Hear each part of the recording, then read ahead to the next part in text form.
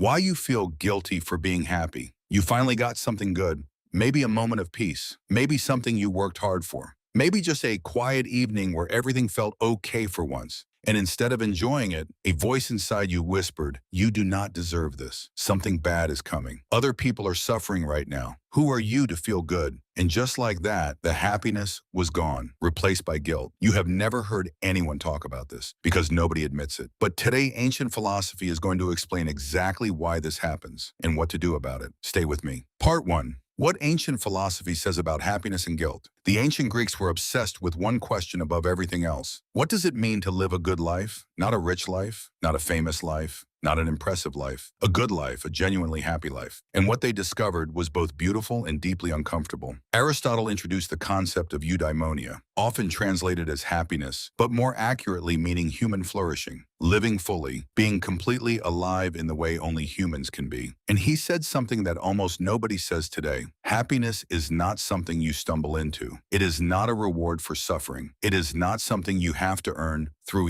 pain. It is the natural result of living in alignment with your deepest nature. In other words, you were built for happiness, not as a luxury, as a destination. But here is what Aristotle also noticed. Most people are deeply uncomfortable with happiness when it arrives, not because they do not want it, but because somewhere deep inside, they do not believe they deserve it. And that belief, that quiet, persistent, unexamined belief, is what we are going to break apart today. Part 2, 7 reasons why you feel guilty for being happy. Reason 1, you were taught that suffering is more honorable than joy. Think about the messages you received growing up. Work hard, struggle, sacrifice, push through, keep going. These are good messages, important messages. But hidden inside them, for many people, is a darker lesson. That struggle is noble, and ease is suspicious. That if you are not suffering, you are not trying hard enough, not serious enough, not worthy enough. And so when happiness arrives, when things feel easy or light or genuinely good, something inside you rejects it. Because your entire life you were taught that the struggle is what makes you worthy. And happiness, real, unearned, just because happiness feels like cheating. Epictetus understood this deeply. He said, "Seek not that the things which happen should happen as you wish. Wish the things which happen to be as they are, and you will have a tranquil flow of life." In other words, stop fighting reality, including the reality of your own joy. You were not put on this earth to suffer indefinitely. Suffering may have built you, but happiness is where you were always meant to arrive. Reason 2, you feel responsible for the pain of others. This one runs very deep in people who feel deeply. When you are happy and someone you love is struggling, the happiness feels like a betrayal, like you are somehow abandoning them in their pain by allowing yourself to feel good, like your joy is disrespectful to their suffering. The Stoics had a very clear and very compassionate answer to this. Marcus Aurelius wrote, "When you wake up in the morning, think of what a precious privilege it is to be alive, to breathe, to think, to embalm, to love, and your happiness does not steal from anyone else's pain. Your joy does not make their suffering worse." In fact, the Stoics believed a person who has found genuine inner peace and happiness is far more capable of helping others than a person who has collapsed under the weight of guilt. You cannot pour from an empty cup. Your happiness is not selfishness. It is the fuel that makes your love for others sustainable. Reason 3, you are waiting for the other shoe to drop. This reason is about fear disguised as guilt. When things are going well, something inside you cannot fully relax because somewhere in your past, happiness was followed by loss. Joy was followed by pain. Good things were taken away before you were ready, and your mind learned a lesson.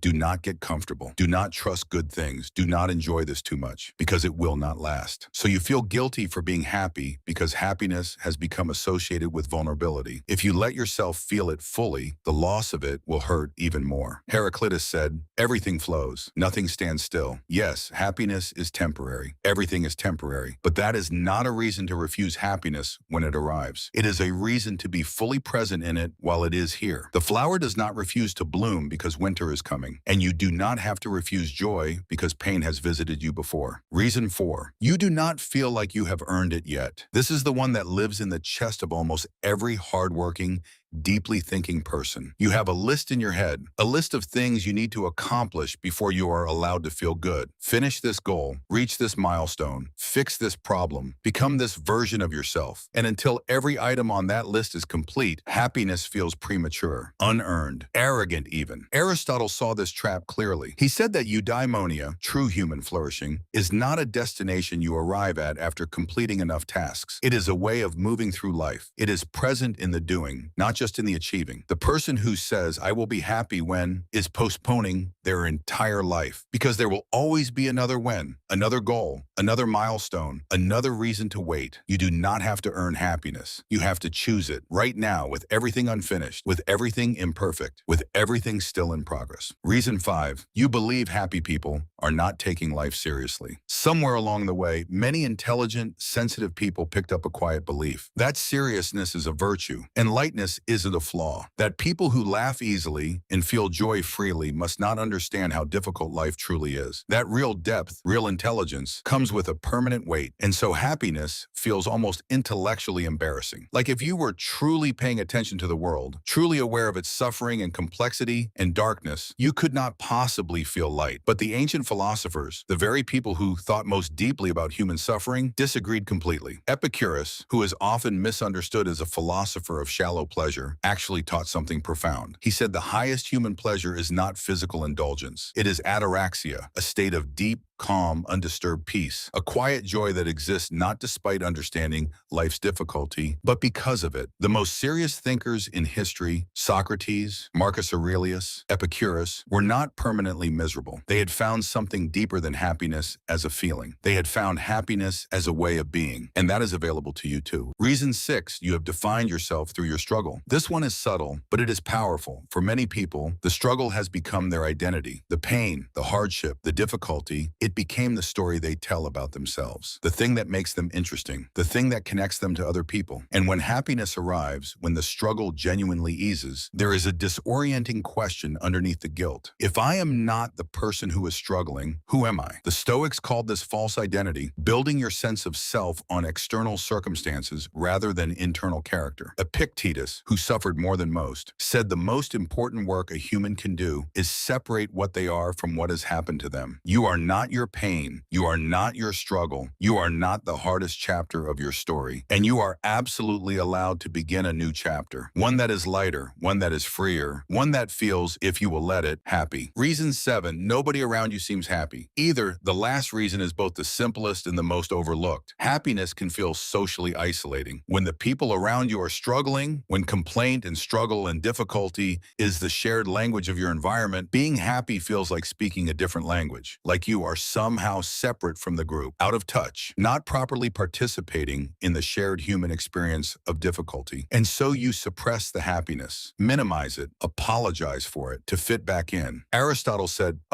man is a social animal. We are deeply shaped by the emotional environment around us. And if your environment has normalized suffering and made happiness suspicious, your guilt is not a personal flaw. It is a social conditioning, one that you have the power right now to begin undoing. Part 3, what ancient philosophy tells you to do. So how do you stop feeling guilty for being happy? The ancient philosophers did not give a quick fix. They gave something better, a completely different way of understanding what happiness is and what it is for. Aristotle said, happiness is not a feeling that comes and goes. It is a practice, a daily choice to live in alignment with your deepest values and your truest self. Epicurus said, happiness is your natural state. Guilt, fear, and anxiety are the interruptions, not the other way around. Marcus Aurelius wrote, very little is needed to make a happy life. It is all within yourself, in your way of thinking. And Epictetus, the man who was born a slave and lost everything, said something that has stayed with me since the first time I read it. He is a wise man who does not grieve for the things which he has not, but rejoices for those which he has. Not toxic positivity, not pretending life is perfect, just choosing to be present in the good when it is here, choosing to receive happiness without immediately looking for reasons to give it back. You are allowed to feel good. Not when you have suffered enough. Not when everyone around you is okay. Not when every item on your list is complete. Now, as you are, unfinished, imperfect, still growing, you are allowed to be happy right now. Feeling guilty for being happy is one of the most human things there is, but it is also one of the most unnecessary. Ancient philosophy's answer is simple. You were built for happiness, not as a reward, not as a destination, as a way of being alive. So the next time a moment of genuine happiness arrives, let it in. You have earned it simply by being here. Drop in the comments. Which reason felt most true for you? I read every single one. Share this with someone who needs permission to be happy today.